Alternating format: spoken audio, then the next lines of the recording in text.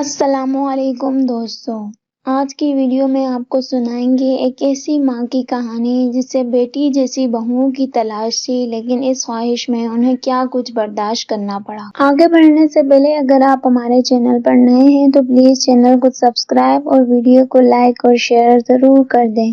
شازیہ دلہن بنی ہوئی بڑی پیاری لگ رہی تھی۔ نوعمر لڑکیاں سج دھج کر رنگ برنگی لباس میں اڑتی پھر رہی تھیں۔ ایسا لگ رہا تھا جیسے ہر سمت بہار ہی بہار آئی ہو۔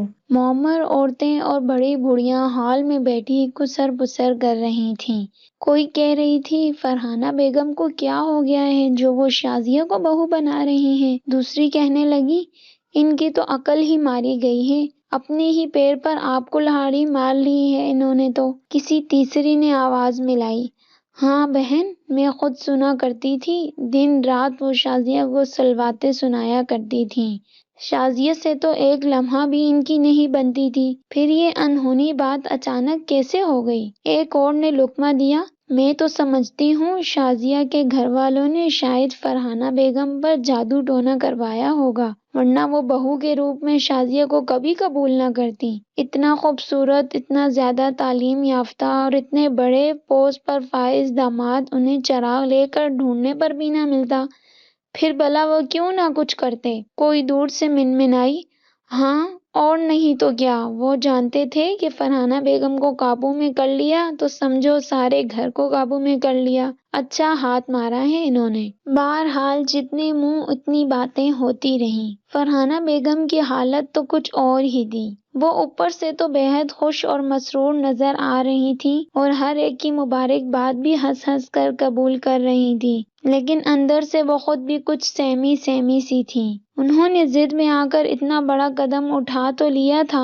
لیکن آگے خدا جانے کیا ہو۔ ہزاروں وسوسے ان کو ستائے جا رہے تھے۔ ان کی دونوں بڑی بہوئیں بے حد خوش تھیں اور ایک دوسرے کو اشاروں کنایوں میں کہہ رہی تھیں کہ دیکھو اب مزہ آئے گا ان کو۔ فرحانہ بیگم کا دل آج رہ رہ کر بھر آ رہا تھا اور کہہ رہا تھا کہ کاش ان کی اپنی بھی ایک بیٹی ہوتی۔ فرحانہ بیگم کے 3 بیٹے ہی تھے، کوئی بیٹی نہیں تھی۔ تینوں بیٹے جب چھوٹے تھے اس وقت ماں کے غمزدہ ہونے پر وہ ان سے لپٹ جاتے اور طرح طرح کی عجیب و غریب حرکتیں کر کے ماں کو ہنساتے اور کہتے کہ ممی ہم ہی آپ کے بیٹے ہیں اور ہم ہی آپ کی بیٹیاں بھی ہیں۔ فرحانہ بیگم بے اختیار ان تینوں کو گلے لگا لیتی اور بیٹی نہ ہونے کے غم کو بھول جاتی۔ پڑھتے لکھتے کھیلتے کودتے تینوں ہی لڑکے کب بڑے ہو گئے پتہ ہی نہیں چلا اور پڑھ لکھ کر تینوں ہی اچھے اچھے عہدوں پر فائز ہو گئے، لیکن چھوٹے بیٹے فراز نے سب سے بڑی بازی ماری۔ اسے ایک بہت بڑی ملٹی نیشنل کمپنی میں بہترین پوزیشن ملی۔ فرحانہ بیگم کے سامنے اب مسئلہ تھا اپنے بیٹوں کی شادی کا۔ وہ چاہتی تھی کہ ایسی بہو لائیں جن کے آنے سے انہیں بیٹی کی کمی بھی محسوس نہ ہو،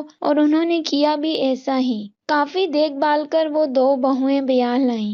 دونوں بہوئیں بھی ایسی تھیں جن کی سارے خاندان میں شہرت تھی، ان کے سگڑ پن کی، ان کے اچھے اخلاق و آداب کی، ان کے رکھ رکھاؤ کی اور شرافت کی۔ ہر معتبر گھرانے کی خواہش تھی کہ وہ ان لڑکیوں کو اپنی بہو بنائیں، لیکن دونوں فرحانہ بیگم کی جھولی میں آ گریں۔ فرحانہ بیگم بہوؤں کی تعریفیں سن سن کر پھولے نہیں سماتی تھیں، لیکن رفتہ رفتہ انہوں نے محسوس کیا کہ وہ ہیروں کے دھوکے میں پتھر اٹھا لائی ہیں۔ گھر کی ذمہ داری، بڑوں چھوٹوں کا خیال، آنے جانے والوں کا خیال وغیرہ ہر ذمہ داری سے وہ دونوں لاتعلق رہتیں۔ ایک کام کیا نہیں کہ اپنے بیڈ روم میں گھس گئیں۔ بہوؤں کی اس قدر لاپرواہی پر وہ جھنجھلا جاتی لیکن کچھ کہہ نہ پاتی۔ ایک دفعہ تو وہ شدید بخار میں مبتلا ہوئیں اور بخار کی شدت میں جھلستی رہیں، تڑپتی رہیں، لیکن بہوؤں نے خدمت کرنا تو دور کی بات، صبح و شام دودھ اور دوائیاں دینے کے لیے بھی وہ ایک دوسرے کو کہتی۔ تنگ آ کر فرحانہ بیگم اپنی دوائیاں خود آپ لے لیتی، دودھ وغیرہ بھی کچن سے خود ہی جا کر لاتی، یا کبھی کبھار کوئی بہو دودھ کا گلاس لا کر تھما جاتی، جبکہ فرحانہ بیگم بہوؤں کو ذرا سی بھی تکلیف ہوتی تو تڑپ جاتی اور ان کے ارد گرد پروانہ وار گھومتی پھرتی تھیں۔ بہوؤں کی لاپرواہی جب فرحانہ بیگم کی برداشت سے باہر ہو گئی تو انہوں نے بہوؤں کو ٹوکنا شروع کیا،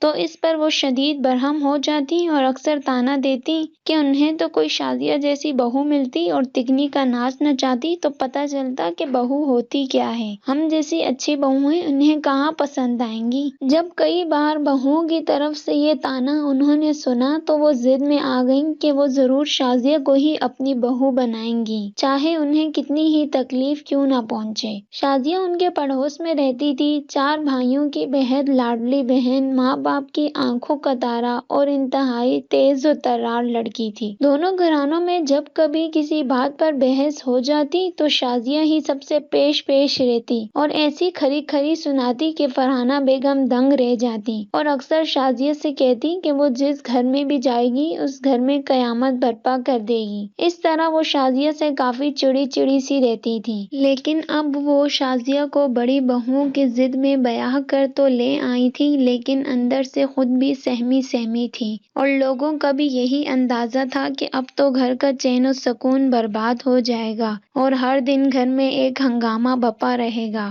تو میں ہوگی اور کون جانے کیا کیا ہوگا۔ شادی کے بعد شازیہ نے آہستہ آہستہ گھر کے کام کاج سنبھالنے شروع کر دیے۔ اس کے بعد تو بڑی بہوئیں اور بھی انجان بننے لگی اور گھر کے کام کاج سے پوری طرح پہلو تہی کرنے لگی۔ شازیہ چاہتی تو وہ بھی انہی کی طرح انجان بن سکتی تھی، لیکن اسے تو ماں کی وہ نصیحتیں یاد تھیں جو رخصتی کے وقت ماں نے اس سے کی تھیں اور جنہیں وہ اچھی طرح اپنی گرہ میں باندھ چکی تھی۔ ان نصیحتوں کو اس نے نہ صرف اپنی گرہ میں باندھ لیا تھا بلکہ اس پر سختی سے وہ عمل پیرا بھی تھی۔ ماں نے اس سے کہا تھا کہ بیٹی، تم نے یہاں اپنی مرضی کی زندگی گزاری، جو چاہا کیا، جیسا چاہا کیا، ہم نے کوئی اعتراض نہ کیا کبھی۔